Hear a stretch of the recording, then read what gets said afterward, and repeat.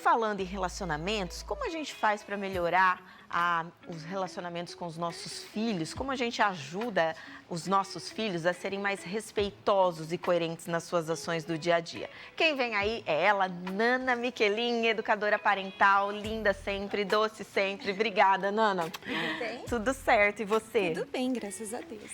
A gente lançou a pergunta ontem, né? Você tem coragem de pedir desculpa para o seu filho? É difícil, você que tem toda essa experiência com pais, os pais pedirem desculpas para os filhos? Infelizmente, sim, Pat. Porque as pessoas têm uma tendência... somos controladores, por natureza, né? Os pais são controladores. E os pais que têm uma tendência mais narcisista, eles acham que isso é uma bobagem. Imagina, eu sair do meu lugar de pai e descer ao nível do filho. E por conta disso, a gente vai perdendo o quê? A gente vai perdendo momentos de empatia, momentos de respeito e até momentos também de coerência, porque nós somos imperfeitos, nós também erramos. E é um exemplo, não é? Com Porque certeza. não é só o filho que tem que pedir desculpa pro pai quando ele tá errado. A partir do momento que o pai pede pro filho, ele também está ensinando. Sem contar que é um degrau para a gente aceitar a realidade. Né? Nós, para sermos pais reais, nós precisamos muitas vezes trocar aquele olhar que nós temos para o filho como posse. Isso é muito importante, porque às vezes nós como pais, a gente cria uma expectativa falsa e ilusória de que o filho precisa cumprir aquilo que eu determinar. E se ele não cumpre aquilo, imagina eu vou pedir desculpa para uma criança. É isso que a gente escuta muito. Imagina, aquele filho foi mal educado comigo e eu ainda vou pedir desculpa para ele. Mas, de novo, a gente cria uma expectativa sobre algum acontecimento e a gente não observa realmente os fatos. Vamos pensar numa briga. A gente tem um episódio de raiva onde a gente tem vontade de esganar, não é? Porque a gente tem, vamos ser sinceros. Sim. Às vezes no supermercado a criança faz aquela birra que o pai morre de vergonha. E depois tem lá uma situação de escola, aquela famosa frase assim, eu pago escola pra você e você tira essas notas, né? Ah, é aquelas verdade. frases célebres. Já falei, ai meu Deus. Não é? Então, todo mundo já falou, também já falei. Né? E por quê? Porque nós temos uma expectativa sobre determinadas situações. Ah, eu vou levar meu filho no mercado, ele vai ser um gentleman, né? Uma princesa, né? Olha, nós vamos combinar antes. Mas pode acontecer inúmeras situações. Quais são os fatos? Às vezes a criança já estava cansada, às vezes a criança ficou com vontade de alguma coisa específica, N coisas. O que a gente precisa fazer? Primeiro, eu gosto sempre de indicar assim, dá uma pausa. Sabe aquela hora que você tá querendo falar explodida? Sei. Aproveita que a língua tá solta, segura ela no céu da boca, Patrícia. É verdade, é uma técnica. Você já me ensinou essa técnica. Segura. Lembra assim, a minha língua tá querendo soltar os cachorros? Segura os cachorros. Não é o momento, então. A criança Não. fez a birra, por exemplo, que é um clássico isso, né, gente? Quem tem filho, já teve filho pequeno, sabe que é. Não falar nada. Não, o principal é o quê? Eu tenho uma pausa. Eu dou... Por que essa pausa? Essa pausa é para eu assumir o controle das minhas emoções. Porque se eu não assumo o controle das minhas emoções, elas atarantadas... com carrinho de compra cheio, mercado naquele estilo, né? Eu vou soltar toda essa raiva na criança. Então, ela já não está bem. Ela não está conseguindo processar aquilo. Então, ela não está bem. Se eu for no mesmo sentido, a gente vai se chocar. Alguém precisa ter equilíbrio, que seja o adulto, né? No mínimo, esperado. Mas, às vezes, nós nos comportamos na emoção e ok. Então, lembra assim, eu preciso ter uma pausa. Num segundo momento, eu preciso validar aquilo que a criança está sentindo. Mas, Nana, eu não sei o que ela está sentindo, ela está fazendo birra. Então, assim, olha, a mamãe está percebendo que você está chateado. Esse seu comportamento não tá legal, né? Você tá cansado? Quer voltar pro carro? A gente faz a compra no outro dia? Né? Às vezes é importante deixar o carrinho de lado, voltar pro carro, ter uma conversa, deixar chorar tudo que tem que chorar. Nossa, Isso é validar aquilo que a pessoa está sentindo. mas no caso, a criança, na visão do adulto, está errada, né? Então não vale aí o pedido de desculpa. Mas vamos supor assim, ó, essa mãe faz aquele maior brigueiro com a criança, constrange a criança, fica quieto, e o dedão, né? E fica quieto e tal, Eu já vi não em sei o quê. mercado, Nana, desculpa até te interromper, que daí a mãe Imagina. teve uma reação tão agressiva Abrupta. que teve gente ao lado que falou, eu vou chamar o conselho tutelar, porque daí a história se inverteu, Olha né? isso. E aí vira aquela má impressão da Sobre a imagem da mãe. Há um constrangimento de mãe e filho. Mas o que a gente nota? De novo, a mãe quer ter o controle. Situações emocionais com crianças de 0 a 6, 7 anos, gente, a criança não consegue ainda se controlar. O cérebro dela ainda está aprendendo a processar algumas coisas. E a gente precisa intervir naquilo com acolhimento, com respeito. Que são coisas Né? que ela está ensinando E mesmo. realmente, você depois brigou, teve alguma situação, eu já vi mãe beliscando criança. Sim, Né? também Para já. agora. Então você até cala a criança, mas você cala o quê? No medo, na coação, no susto. A criança para? Lógico que ela para. Ué? Você tá, né? Tem um- Mas a gente pode fazer o quê? Essa mãe cometeu isso. Putz, olha o que eu fiz. Chega em casa, olha, filho, e mesmo os pequenininhos, tá? Olha, a mamãe fez uma coisa muito feia hoje. A mamãe ficou nervosa quando você começou a chorar, a gritar, determinada situação. E a mamãe não conseguiu se conter. Eu acabei batendo, gritando com você. Não foi bacana. Desculpa. Você me desculpa? Ai, que bonitinho. Porque a criança vai percebendo, Paty, que tipo assim, nossa, minha mãe pediu desculpa. Para ela pedir desculpa quando ela fizer é mais fácil. O perdão só acontece quando a gente assume aquilo que faz. Assume a nossa vulnerabilidade, assume as nossas imperfeições. E a criança também, ela se sente mais segura. E crianças seguras se protegem melhor. Isso vale para filhos que são mais velhos, por exemplo? Porque os adolescentes, eles Principalmente. entram em mais embate, inclusive, com os pais, né? Principalmente. E umas discussões que, às vezes, a gente não sabe nem como começou. Eu acho que isso também fica de lição para pais de adolescentes. Para os adolescentes, então lembra assim, para os adolescentes, quando a briga começa, eu preciso lembrar o quê? Essa briga não é pessoal. Não é comigo. É sobre um fato, é sobre uma situação. Porque quando eu levo para o lado pessoal, geralmente quem briga com o adolescente não é a mãe. É a adolescente que mora em nós e não teve aquilo que o adolescente está tendo. E aí a gente... É verdade, é o nosso ciúmes do que o filho está tendo a possibilidade de ter, conseguir alcançar, sabe? Coisas assim. Isso é muito sério.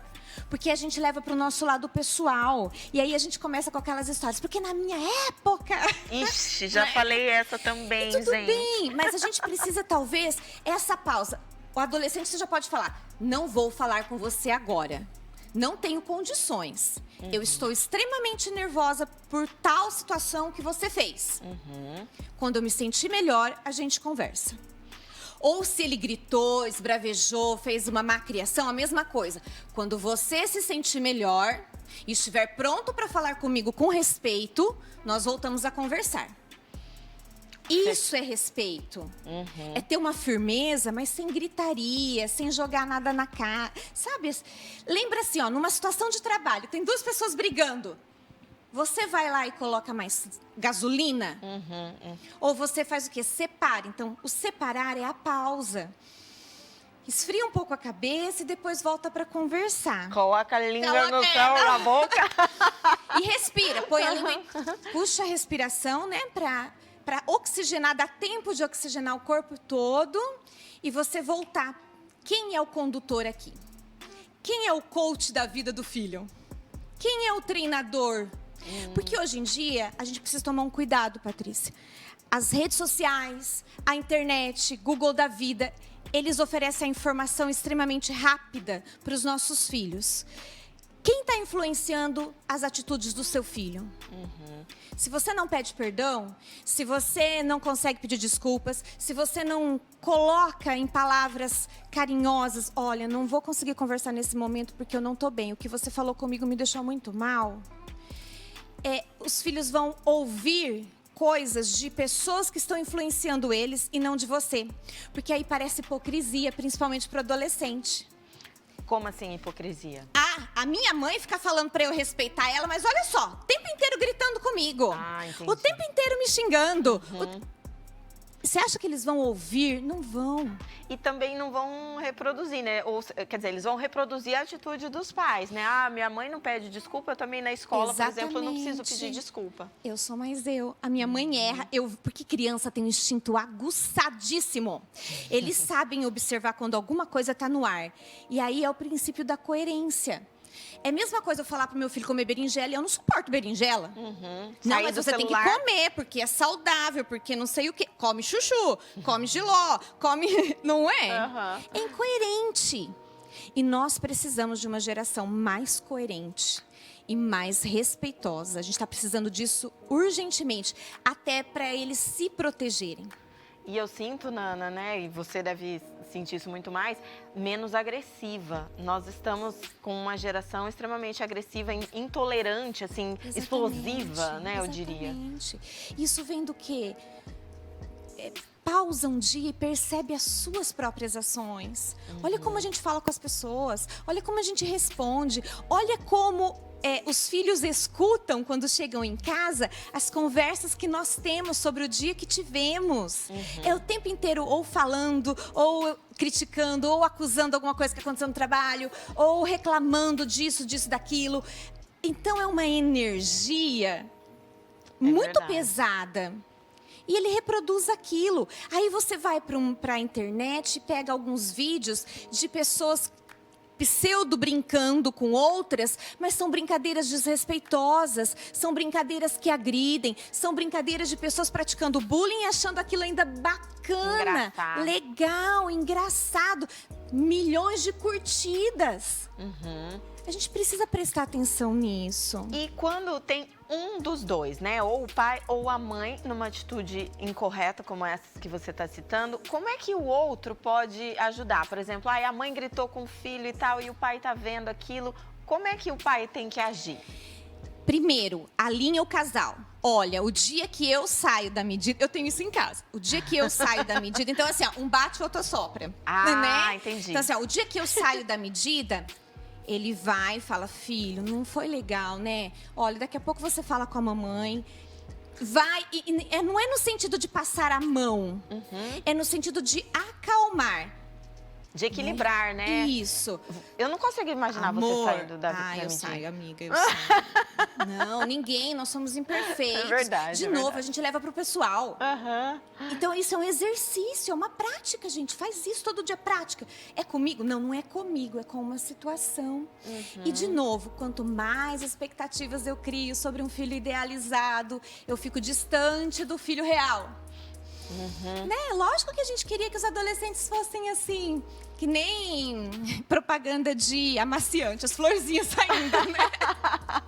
Não seria maravilhoso? É verdade, a gente que abrissem a boca só com aquelas palavras. Não, é automático. A gente precisa conhecer sobre o desenvolvimento dos nossos filhos, a fase da vida hormonal, cerebral, física.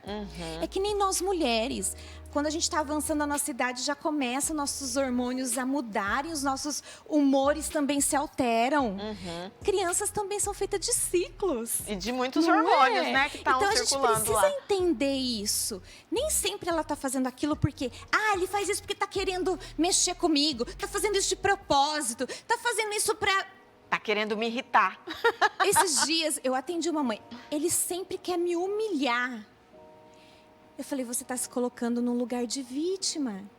E muitas vezes a gente também quer ser um controlador num perfil de uma mãe vítima. Olha o que você faz comigo. E traz toda uma situação. Então, às vezes a gente precisa perceber como que está o meu emocional quando aconteceu aquela situação. Então, por isso a pausa positiva, né, que a gente precisa ter essa pausa para pensar sobre os fatos. o que realmente aconteceu. Porque às vezes não é aquilo que a minha mente entendeu sobre o que aconteceu. Ô, Nana, isso dá para mudar? Ou chega um momento que as relações ficam tão desgastadas, por exemplo, em que, olha, não vale mais a pena eu discutir? Isso mais com os filhos adolescentes aí para a vida adulta. Eu acredito, Paty, que se tiver amor, paciência e respeito, eu sempre gosto de ensinar assim, não olhe o seu filho como seu filho. Olhe o seu filho como um ser humano que você admira. Como um ser humano que veio para você colocar nessa vida como um presente. Como um ser humano que vai continuar a sua história, que vai fazer uma nova história. Olha a grandeza de nós termos filhos. Não tem como a gente deixar isso ser simples. Tem jeito sempre, é com amor. Mas não é com um amor criado por palavras, não, é com ações. O perdão, ele traz o que de volta? A reconciliação. Maravilha, até me arrepiei com a sua fala final. Lindo, lindo, Nana. Acho que a gente precisa refletir bastante sobre isso, inclusive não só nós como pais, mas também a sociedade, né? Exatamente. De que assim como a gente também não deve criar a expectativa do filho ideal, eu acho que a sociedade tem que respeitar, né? De não falar assim, o seu filho tem que ser assim, assado. Não sei se eu estou me expressando bem, mas eu sinto rótulos também o tempo, a todo momento da parte das pessoas. E a gente começa rotulando os nossos filhos, né? A gente também se rotula. Eu acho que isso é importante, a gente devagarinho. Peça perdão para si mesmo também, se perdoe e recomece quantas vezes for preciso. Maravilhosa, Nana Miquelin, sempre trazendo grandes ensinamentos. Obrigada, minha querida. Eu que agradeço o sempre, convite. viu? Obrigada pelo chocolatinho também, maravilhosa.